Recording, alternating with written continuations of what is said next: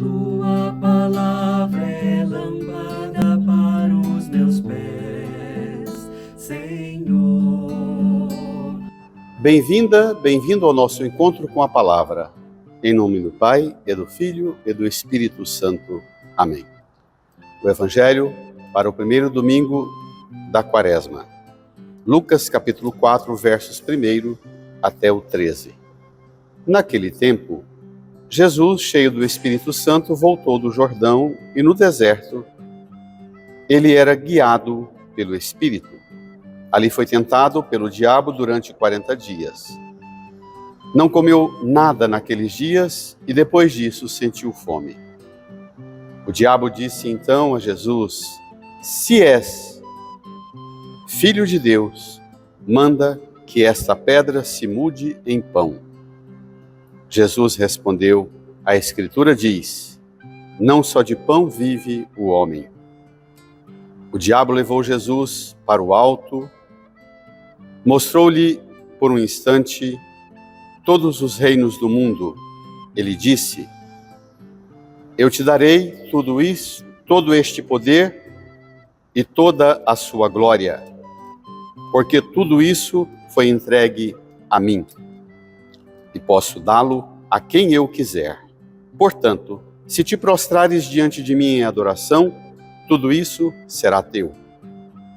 Jesus respondeu: A Escritura diz: Adorarás o Senhor teu Deus, e só a Ele servirás. Depois o diabo levou Jesus a Jerusalém, colocou-o sobre a parte mais alta do templo.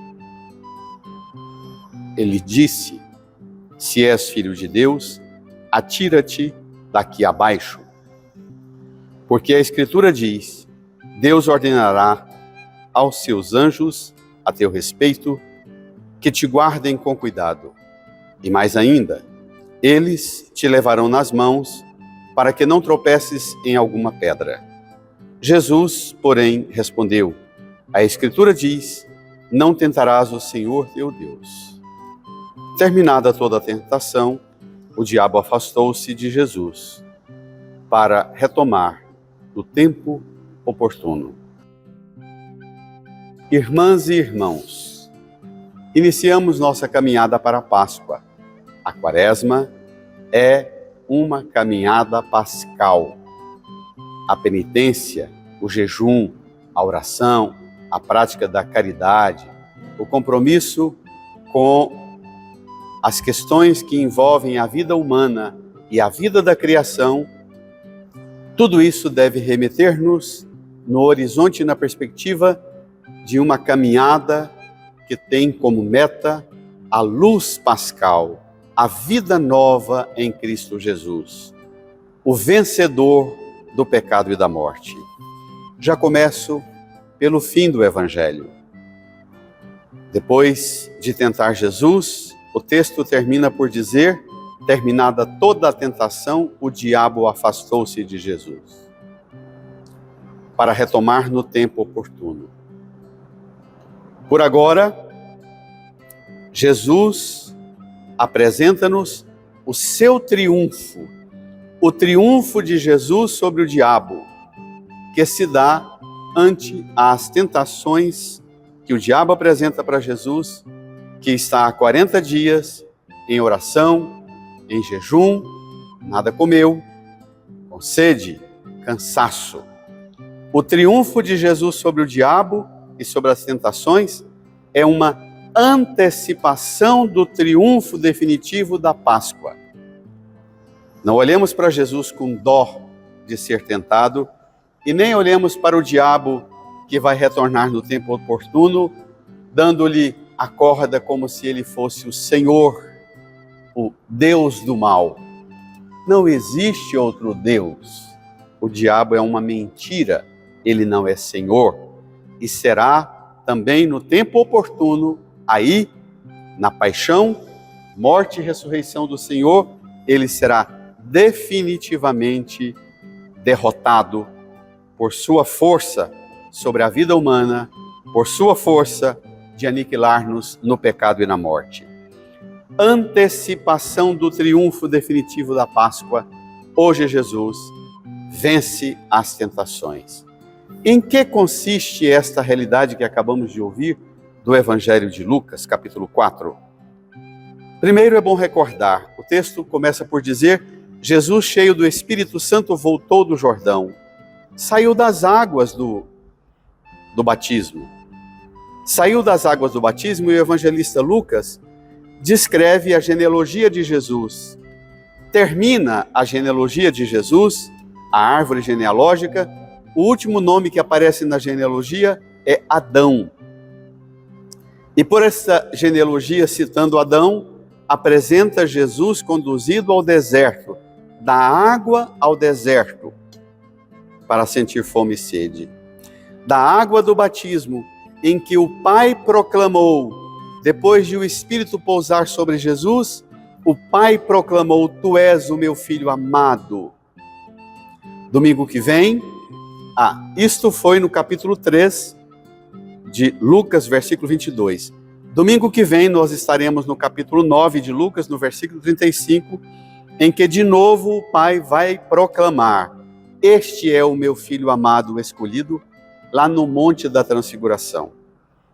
Da profundeza da água, Tu és o meu Filho amado. No Monte da Transfiguração, este é o meu Filho amado. Hoje, entre uma afirmação e outra do Pai, apresentando-nos Jesus, o seu Filho amado, declarando a Jesus o seu amor, entre essas duas manifestações do Pai, dando-nos e mostrando-nos quem é Jesus, há a intervenção de Satanás. Jesus, cheio do Espírito, voltou do Jordão no deserto ele era guiado pelo Espírito Santo. Guiado pelo Espírito, foi tentado durante 40 dias, não comeu nada naqueles dias, depois sentiu fome. Guiado pelo Espírito, cheio do Espírito foi, e guiado pelo Espírito foi enfrentar as potências do demônio, enfrentar a escassez humana. No deserto, experimentar a privação de todas as privações humanas, a fome.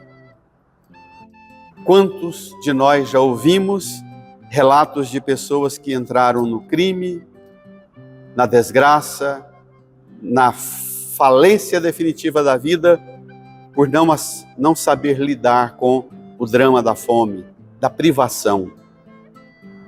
O diabo, vendo Jesus com sede, chega nele e diz: Se és filho de Deus, manda que esta pedra se mude em pão.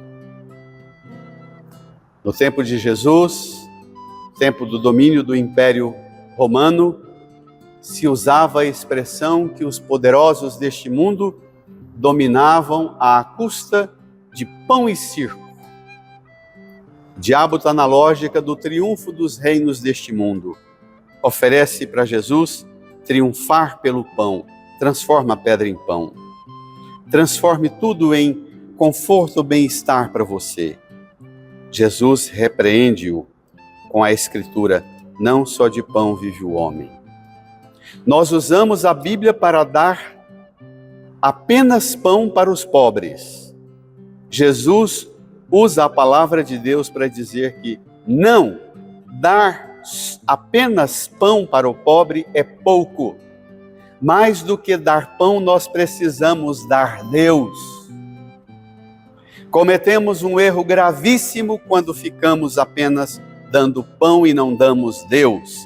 Não só de pão vive o homem. O diabo levou Jesus para o alto, olha a grandeza. Mostrou-lhe por um instante todos os reinos do mundo, os bens. Ele disse: Eu te darei todo este poder e toda a sua glória, porque tudo isso foi entregue a mim e posso dá-lo a quem eu quiser. Os reinos do mundo. O diabo se apresenta, se gaba de dispor do poder político, do poder econômico, do poder da glória, das riquezas deste mundo. O diabo se gaba diante de Jesus. Para que Jesus seja, e propõe para Jesus: deixe esse plano de dar Deus ao mundo e vem, eu te dou os reinos deste mundo e sua glória, eu te dou. quer que Jesus se reduza a um Messias temporal, tão desejados pelos contemporâneos de Jesus e pelos homens e mulheres de hoje, que queremos transformar Jesus e a Igreja em um instrumento do poder temporal, político, econômico, social, daqueles que se apresentam como os Messias, que vão resolver tudo à custa das ferramentas que o dinheiro dá. Mas o poder de Satanás está ameaçado. Jesus não se submete e diz a ele, depois dele propor: se te prostrares diante de mim em adoração, tudo isso será teu. Jesus diz: adorarás o Senhor teu Deus e só a ele servirás. O diabo não desiste. Leva Jesus a Jerusalém, coloca Jesus na parte mais alta do templo, dá um cursinho de Bíblia para Jesus, dizendo: a Escritura diz, os anjos vão cuidar de você, você não vai tropeçar em alguma pedra, tem anjo guardando e cuidando de você, atira-te daqui para baixo. Jesus escuta esta tentação. Se és filho de Deus, atira-te daqui para baixo. Se o pai diz: tu és o meu filho amado, este é o meu filho amado, onde o demônio entra? Na afirmação do pai: se és filho de Deus. A Escritura diz: não tentarás o Senhor teu Deus. O cursinho de Bíblia que o demônio deu para Jesus, como os cursinhos de Bíblia que muitos andam dando para os messias deste mundo, aproximando-os da Bíblia, dos sacramentos, das igrejas. Olha o que estão fazendo com os evangélicos e com muitos católicos, os messias, apresentando os reinos do mundo e sua glória com o poder militar, com o poder dos exércitos, das armas, das alianças econômicas e políticas, dizendo: se fizermos alianças com eles, todo esse reino será nosso e a igreja voltará a ter o triunfo mundano que, graças a Deus, perdeu e está perdendo cada vez mais. Graças a Deus.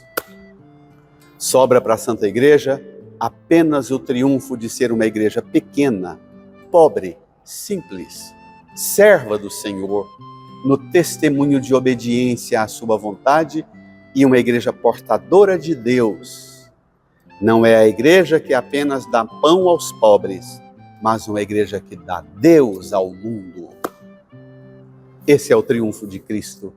Esse é o triunfo não da igreja, mas esse é o triunfo de Deus através da Santa Igreja.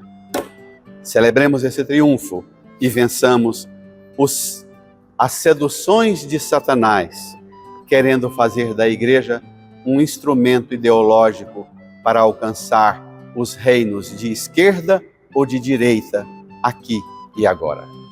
Boa Quaresma, bom domingo.